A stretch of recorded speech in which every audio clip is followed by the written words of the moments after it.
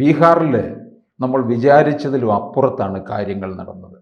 BJP ഒറ്റക്കക്ഷിയായി, വലിയ കക്ഷിയായിട്ട് നിൽക്കുന്നു. അതിനോടൊപ്പം തന്നെ മഹാസഖ്യത്തിന് വൻ പതനവും സംഭവിച്ചു. അപ്പോൾ ഇന്ത്യ മുന്നണി ഏതാണ്ടൊരു അവസാനം ഉറപ്പിച്ചു എന്നാണോ ബീഹാറിൻ്റെ മണ്ണിൽ നിന്ന് തെളിയാൻ പോകുന്നത്? ഇനിയിപ്പോൾ ബീഹാറിൽ എന്തായിരിക്കും, ഏത് തരത്തിൽ ഭരണസഖ്യങ്ങൾ മാറും എന്നുള്ളതും കൂടെ അറിയണം. ഇപ്പം മലയാളത്തിലെ സെക്കുലർ മാധ്യമങ്ങൾ സമ്മതിച്ചില്ല. മലയാളത്തിലെ മാധ്യമങ്ങൾ സമ്മതിച്ചില്ല.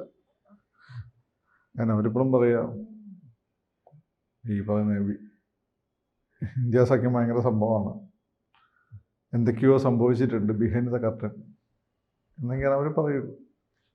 കാരണം അവർക്ക് ഇത് ആക്സെപ്റ്റ് ചെയ്യാൻ ബുദ്ധിമുട്ടുണ്ട്. ഇത്രയും കാലം കമ്മ്യൂണിസം കേട്ട് വളർന്നിട്ട്, കമ്മ്യൂണിസം കോൺഗ്രസോടെ പറഞ്ഞ കമ്മ്യൂണിസമാണ്, ഒരു ദിവസം കൊണ്ട് BJP പോലുള്ള രാഷ്ട്രീയ പാർട്ടി ഇങ്ങനെ വന്ന് പതുക്കെ പൊതുവെ നമ്മൾ കണ്ടത് കോൺഗ്രസിന് ബദലായി വരുന്നതെല്ലാം കുറച്ചു കാലം കഴിയുമ്പോൾ ഫെയ്ഡ് ചെയ്യുന്നതാണ്.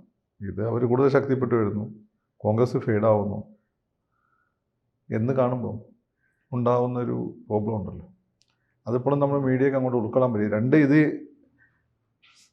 ഇറാഖ് യുദ്ധത്തിൽ സദ്ദാം ഹുസൈൻ ജയിച്ചു എന്ന് പറഞ്ഞാൽ കേരളത്തിലെ ആളുകൾ പത്രം വായിക്കുള്ളൂ. അതുകൊണ്ട് സദ്ദാം ഹുസൈൻ തോൽക്കുന്നവരെ അമേരിക്ക തോറ്റുകൊണ്ടിരിക്കുന്ന റിപ്പോർട്ട് ചെയ്ത പത്രങ്ങളാണ് നമ്മുടേത്. അപ്പോൾ ആ ഒരു മെൻറ്റാലിറ്റിക്ക് മാറ്റം വന്നു, എങ്കിലേ അവർക്ക് വ്യൂവേഴ്സിന് കിട്ടുള്ളൂ. അപ്പം അതാണ് നമ്മുടെ മാധ്യമങ്ങളുടെ ഒരു പ്രശ്നം. ഇനിയിപ്പോൾ നമ്മളെ സംബന്ധിച്ചിടത്തോളം നമ്മൾ ആദ്യമേ പറഞ്ഞത് BJPക്ക് NDA സഖ്യത്തിനാണ് സാധ്യത എന്ന്. അതിൻ്റെ കാരണങ്ങളും പറഞ്ഞു.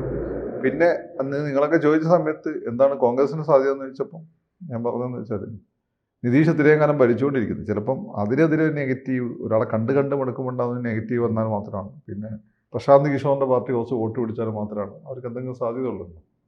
ഇത് രണ്ടും സംഭവിച്ചിട്ടില്ല. നികേഷിന് ആളുകൾക്ക് മടുത്തിട്ടുമില്ല, പ്രശാന്ത് കിഷോറിന് ഇമ്പാക്റ്റ് ഉണ്ടാക്കാൻ പറ്റിയിട്ടില്ല എന്ന് വിചാരിച്ച് പ്രശാന്ത് കിഷോറിൻ്റെ പാർട്ടി ഞാൻ തള്ളി പറയുന്നില്ല. പ്രശാന്ത് കിഷോറിൻ്റെ പാർട്ടി ഇങ്ങനെ ആയിരുന്നു ഇമ്രാൻഖാൻ പാകിസ്ഥാനിൽ വന്നപ്പോൾ. ഇമ്രാൻഖാൻ വരെ തോറ്റുപോയി ഫസ്റ്റ് ഇലക്ഷനിൽ, പിന്നെ അതിനാണ് പിക്ക് ചെയ്തു. അതേപോലെ രാഷ്ട്രീയത്തിൽ ഒരു ഇലക്ഷൻ കൊണ്ടൊന്നും തീരില്ല. പ്രശാന്ത് കിഷോറിൻ്റെ പ്ലാൻ ഒരു ന്യൂ ജനറേഷന് പറ്റിയ പ്ലാനുമാണ്. പക്ഷേ അത് BJP അത്തരം പ്ലാനുകൾ വളരെ ശക്തമായ രീതിയിൽ അതിനെ അഡ്രസ്സ് ചെയ്യുമ്പോൾ അയാൾക്ക് അത്ര റെലവൻസ് കിട്ടാതെ പോയെന്നേ ഉള്ളൂ. അപ്പം ഇനി നിങ്ങളുടെ ചോദ്യത്തിലേക്ക് വന്നു കഴിഞ്ഞാൽ ഇതിൻ്റെ ഒരു ഇമ്പാക്റ്റ് എന്തായിരിക്കും എന്ന് ചോദിച്ചാൽ, നമ്മൾ അന്ന് പറഞ്ഞൊരു കൺഫ്യൂഷൻ ഉണ്ട്. നിതീഷ് ഈ ഇലക്ഷൻ ജയിച്ചാൽ നിതീഷിനെ തന്നെ മുഖ്യമന്ത്രിയാക്കുമോ, അത് BJP അത് ഏറ്റെടുക്കുമോ? BJPയെ സംബന്ധിച്ചിടത്തോളം BJP ജൂനിയർ പാർട്ട്ണറുടെ വേഷം കളിച്ചിരുന്ന സ്ഥലങ്ങളെല്ലാം ഒരു ഘട്ടം കഴിഞ്ഞാൽ BJP ഏറ്റെടുത്തിട്ടുണ്ട്. അതെന്ന് വെച്ചാൽ അതിനുള്ള BJPയുടെ കഴിവ് തെളിയിച്ചതിന് ശേഷമാണ്. ഇപ്പം BJPയുടെ കഴിവ് തെളിയിച്ചിട്ടുണ്ട്. പക്ഷേ നിലവിലുള്ള സാധ്യത BJP ഏറ്റെടുക്കുമെന്ന് വെച്ചാൽ ചിലപ്പം BJP ഏറ്റെടുക്കാൻ സാധ്യതയില്ല. കാരണം ഇത് നിതീഷിന് കൂടി കിട്ടിയൊരു വോട്ടാണ്. ജംഗിൾ രാജ്യത്ത് നിന്ന് ഒരു എന്താണ് സിവിലൈസ്ഡ് സൊസൈറ്റിയായി ബീഹാർ മാറിക്കൊണ്ടിരിക്കുന്നുള്ളൂ. അങ്ങനെ മാറ്റുന്നതിന് വലിയൊരു പങ്ക് നിതീഷ് എടുത്തിട്ടുണ്ട്. അപ്പോൾ നിതീഷ് ലാലുവിനെ തോൽപ്പിച്ച് വന്ന ആദ്യത്തെ ഇലക്ഷന് ശേഷം അദ്ദേഹം നടത്തിയ പത്രസമ്മേളനം എനിക്ക് തോന്നുന്നുണ്ട്. ബീഹാറിലെ തമിഴ്നാട്ടിലേക്ക് വൈരനിരാധന രാഷ്ട്രീയത്തിൻ്റെ ഒരു ഏരിയയാണ്. അതിന് മുമ്പുള്ള നേരത്തെ അഴിമതി ഇപ്പോഴത്തുള്ളൊരു നടപടി എടുക്കുക, അതിൻ്റെ പിന്നാലെ പോകുക, ടൈമാണ്. നിതീഷ് വന്ന് എനിക്കൊരു മിഷൻ ഉണ്ട്, അല്ലാതെ എനിക്ക് ഈ ലാലുവിൻ്റെ പിന്നാലെ പോകാൻ സമയമില്ല, താല്പര്യമില്ല. ലാലു അതുകൊണ്ട് രക്ഷപ്പെട്ടിരിച്ചത് പല കേസുകളും. പക്ഷേ നിതീഷ് ആ സമയം വളരെ കൃത്യം നാടിന് വേണ്ടി ഉപയോഗിച്ചു എന്നുള്ളത് വാസ്തവമാണ്. അത് മുസ്ലിംസിൻ്റെ ഇത്രയും ഹ്യൂജായിട്ടുള്ള പണ്ടേ നിതീഷിന് മുസ്ലിം വോട്ട് കിട്ടുക ഞാൻ പലപ്പോഴും പറഞ്ഞിട്ടുണ്ട്. പക്ഷേ BJP കിട്ടില്ല. ഇപ്പോഴും ആ മുസ്ലിം വോട്ട് നിതീഷിന് കിട്ടിയിട്ടുണ്ട്, അല്ലാതെ ഇത്രയും വലിയ റിസൾട്ട് വരില്ല. നിതീഷിന് കിട്ടുന്നത് അതിൻ്റെ ഗുണം മുസ്ലിം കമ്മ്യൂണിറ്റിക്ക് പോലും അവിടെ കിട്ടുന്നുണ്ട്. പിന്നെ കഴിഞ്ഞ തവണ എന്താ ഇവർക്കൊരു പ്രതീക്ഷ ഉണ്ടായി, ജിതിൻ റാം മാഞ്ചിയ അയാൾ, അതുപോലെ രാംവിലാസ് പാസ്വാൻ്റെ മോൻ, ഇവരൊക്കെ തന്നെ ജനതാദൾ യുവിനിട്ട് പണിഞ്ഞിരുന്നു. ഇത്തവണ അവർ പണിയാൻ നിന്നില്ല. പിന്നെ അവരെ കൂടി നിലനിൽപ്പ് ചോദ്യം ചെയ്യപ്പെടുന്ന ഇലക്ഷനായിരുന്നു. അപ്പോൾ അവരെല്ലാം ആത്മാർത്ഥമായി വോട്ട് ചെയ്തു. അതുകൊണ്ട് അത്രയും ഹ്യൂജ് മാർജിൻ വരുന്നത്. ആ BJP അവിടെ ഈ നിതീഷിനെ മാറ്റുമെന്ന് വെച്ചാൽ ഇപ്പം ജനതാദൾ JDUവിൻ്റെ ഒരു സ്വാധീനം കേന്ദ്രഭരണത്തിൽ വളരെ ശക്തമാണ്. കേന്ദ്രഭരണത്തിൽ ഹാങ് പാർലമെൻറ്റാണ്. അതുകൊണ്ട് ഒരു പക്ഷേ BJP ആ ഒരു മൂവിലേക്ക് പോകണമെന്നില്ല. പക്ഷെ അങ്ങനെയല്ല, കംഫർട്ടബിളായ മെജോറിറ്റി മോൾ ഉണ്ടായിരുന്ന അവർ പോകാൻ സാധ്യതയുണ്ട്. അപ്പോൾ അതാണ് ആ കാര്യത്തിൽ അവശേഷിച്ചിരിക്കുന്ന BJPയുടെ സ്വഭാവം വെച്ച് ടാക്ടിക്കലായ നിലപാടെടുക്കുള്ളൂ. പിന്നെ ഈ അല്ലെങ്കിൽ നിതീഷിനെ ബ്ലാക്ക് മെയിൽ ചെയ്യാനുള്ള എന്താ സാധനം BJPയുടെ കയ്യിൽ വേണം. അങ്ങനെയൊന്നും ഇല്ലാന്ന് തോന്നുന്നു. അതുകൊണ്ട് അങ്ങനെ തന്നെ നിർത്തിക്കൊണ്ട് കൂടുതൽ കൺട്രോൾ BJP എടുത്തിട്ടുള്ള ഭരണത്തിനാണ് സാധ്യത. അല്ലാതെ ബീഹാറിൽ BJP കൂടുതൽ ആധിപത്യത്തിലേക്ക് പോയി കഴിഞ്ഞാൽ അത് ദേശീയ രാഷ്ട്രീയത്തിലും ദോഷമുണ്ടാകത്തില്ലേ? എന്ത് ദോഷം? നല്ല ഇല്ല, ഭരണസഖ്യത്തിൽ ദോഷം ഉണ്ടാവില്ല. നമ്മളെ രാജ്യത്ത് ഇപ്പം വേണ്ടി വളരെ സ്ട്രോങ് ആയിട്ടുള്ള ഒരു പാർട്ടിയാണ്. ഒരു വോയിസ് ഉണ്ടാകാൻ പാടുള്ളൂ. കാരണം രാജ്യം 4 ഭാഗത്തു നിന്ന് ഇന്ദിരാഗാന്ധിയുടെ സമയത്തുന്ന പോലെ ഈ രാജ്യം 4 ഭാഗത്തു നിന്ന് ശത്രുക്കളെ വലയപ്പെട്ടിരിക്കുകയാണ്. മാത്രമല്ല അമേരിക്കയുടെ ഇമ്മീഡിയറ്റ് ടാർഗറ്റായി നമ്മൾ മാറിയിട്ടുണ്ട്. ആ സാഹചര്യം നമുക്ക് ശക്തനായ ഒരു നേതാവ്, ശക്തനായ ഒരു പാർട്ടി, ശക്തമായ ഭരണകൂടം വേണം.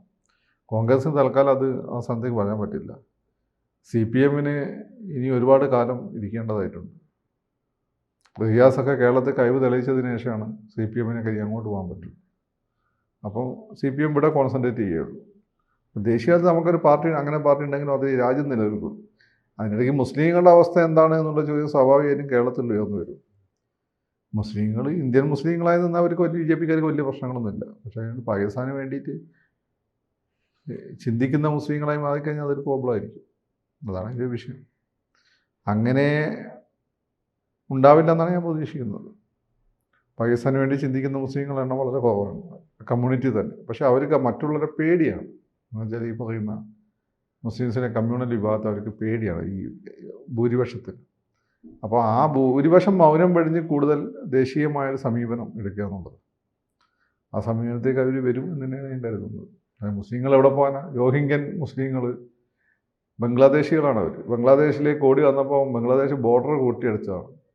അപ്പോൾ ഇന്ത്യൻ മുസ്ലിംസ് അങ്ങോട്ട് ബായ് എന്ന് പറഞ്ഞുകൊണ്ട് അങ്ങോട്ട് കയറി ചെന്നാൽ ആരെങ്കിലും കൈകെട്ടി സ്വീകരിക്കില്ല.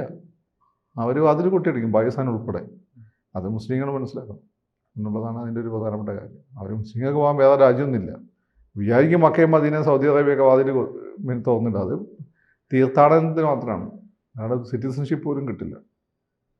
അപ്പം മാത്രമല്ല അറബ് രാജ്യങ്ങൾക്ക് മുസ്ലിംസ് കൂടുതൽ ദേശീയ മുസ്ലിങ്ങളായി നിൽക്കുന്ന അവർക്കും താല്പര്യം. അങ്ങനെയുള്ള ഒരു സമൂഹമായിട്ടാണ് അറബികൾ ഇടപെട്ടുകൊണ്ടിരുന്നത്. പാകിസ്ഥാനും അങ്ങനെയുള്ള ചില രാജ്യങ്ങൾക്ക് മാത്രമാണ് നമ്മൾ ഇൻ്റർനാഷണൽ മുസ്ലിം ആണെന്നുള്ള ആഗ്രഹം. മനസ്സിലായോ? അറബി രാജ്യങ്ങൾക്ക് അതില്ല. അത് മുസ്ലിങ്ങൾ എത്രയും പെട്ടെന്ന് അത് മുസ്ലിങ്ങൾക്ക് ഈ തിരിച്ചറിവിലേക്ക് പോകാതെ അവരെ തടഞ്ഞു നിർത്തിയുള്ള സെക്കുലർ പാർട്ടികളും ഇസ്ലാമിക മത നേതൃത്വവും പിന്നെ ഈ പറയുന്ന പോലെ ചില സാമുദായിക സംഘടനകളും. അപ്പോൾ അവർക്ക് ജീവിക്കേണ്ട, അവർക്കൊക്കെയാണല്ലോ സാധാരണ മുസ്ലിംസിനല്ലല്ലോ ബിസിനസ്സൊക്കെ ഉള്ളത്. അപ്പോൾ അവരത് മനസ്സിലാക്കി അവർ തിരുത്തിയാൽ അവർക്ക് കൊള്ളാം. കാരണം ബീഹാർ അവരുടെ ലാസ്റ്റ് റിസോർട്ടായി. ഈ ജാതിക്കാട് ഏറ്റവും എഫക്റ്റീവായി കളിച്ചിരുന്ന സ്ഥലമാണ്. ആ സ്ഥലമാണ് ഇപ്പോൾ പൊളിഞ്ഞിരിക്കുന്നത്. അത് ഇത്തിരി ഹ്യൂജ് മജോറിറ്റി ഇൻസിഗ്നിഫിക്കൻ്റ് ആയി പോകുന്നു എന്നുള്ളത്. അപ്പോൾ BJP ഇപ്പോൾ മുൻപിൽ നിൽക്കുന്നത് കൊണ്ട് മറ്റൊരു തരത്തിലും അവിടെ ഭരണത്തിൽ ഒരു പ്രശ്നവും ഉണ്ടാകത്തില്ല. പ്രശ്നം ഉണ്ടാവില്ലെന്ന് വെച്ചാൽ അത് കേന്ദ്രത്തിലെ ഗവൺമെൻറ് എത്രത്തോളം സ്റ്റേബിൾ ആണെന്ന് ആസ്വദിക്കും. കേന്ദ്രത്തിലെ ഗവൺമെൻറ് കൂടുതൽ സ്റ്റേബിൾ ആയി കഴിഞ്ഞാൽ BJP പതുക്കെ വലിയ മനോഭാവം എടുക്കും. ആ സ്റ്റേബിൾ ആയിട്ടില്ലെങ്കിൽ ഇങ്ങനെയൊക്കെ പോകും. പിന്നെ നിതീഷിനീയത്തിലെ കാലം അത് കഴിഞ്ഞ് BJP ഏറ്റെടുക്കാറ്. കുറച്ച് കാലം കൂടെ വെയിറ്റ് ചെയ്താൽ മതിയല്ലോ. അപ്പോൾ മഹാരാഷ്ട്രയിലെ സംഭവിച്ചതുപോലെ എന്തെങ്കിലും? മഹാരാഷ്ട്ര BJP കംഫർട്ടബിൾ ആയിരുന്ന സമയത്ത്. ഇപ്പം BJP കംഫർട്ടബിൾ അല്ല സെൻട്രലിൽ. അങ്ങനെ ഒരു പ്രോബ്ലം ഉണ്ട്. പിന്നെ അതിൽ വലിയ വർത്തമാനം പറയണ്ട. അതായത് സഖ്യകക്ഷികളെ ഞങ്ങൾ ബഹുമാനിക്കുന്ന പറഞ്ഞ കാര്യം എന്നാൽ പിന്നെ കഴിഞ്ഞ തവണ എന്തിനാ പിടിച്ചെടുക്കാൻ നോക്കിയത്? അപ്പോൾ അങ്ങനെ സംസാരിക്കുന്ന കാര്യമൊന്നുമില്ല. After all politics is politics. ഇപ്പോൾ അത് നിതീഷിന് അനുകൂലമാണ് കേന്ദ്രത്തിലെ അവസ്ഥ. അത് പിന്നെ നിതീഷ് വേണ്ടാന്ന് നിൽക്കണം. അതായത് നിതീഷിനെ ബ്ലാക്ക് മെയിൽ ചെയ്യാൻ പറ്റണം. അങ്ങനെ വല്ല സാധനം കയ്യിലുണ്ടെന്ന് എനിക്കറിയില്ല. കൂടുതൽ വാർത്തകളും വിശേഷങ്ങളും നിങ്ങളിലേക്ക് എത്താൻ ABC മലയാളം സബ്സ്ക്രൈബ് ചെയ്യുക, ബെൽ ബട്ടണും അമർത്തുക.